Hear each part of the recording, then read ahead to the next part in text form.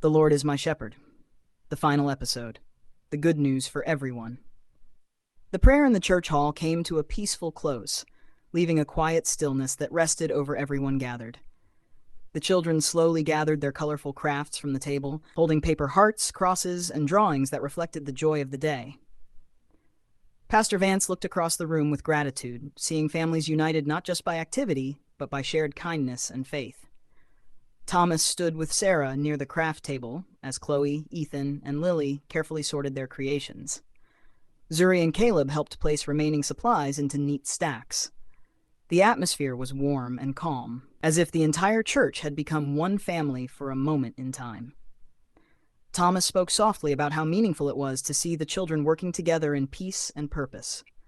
Sarah nodded. "This is what they will remember," she said quietly. Pastor Vance stepped forward once more, opening his Bible for a final reading. His voice carried gently through the hall as he spoke about love, compassion, and the call to share the message of Jesus Christ with others beyond the church walls. There was no rush in his words, only calm certainty.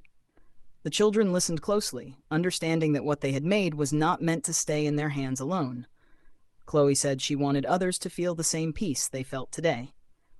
Ethan agreed that even small acts could carry great meaning. Lily held her paper heart carefully, while Zuri and Caleb quietly prepared to share their crafts with others as they left. As families began to depart, the children stood by the entrance offering their handmade gifts. Each card was given with a smile, each moment carrying simple words of kindness and hope. People leaving the church received them with gratitude, some pausing to thank the children before stepping out into the afternoon light.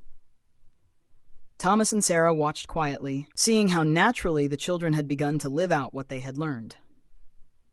There was no need for instruction in that moment, only understanding.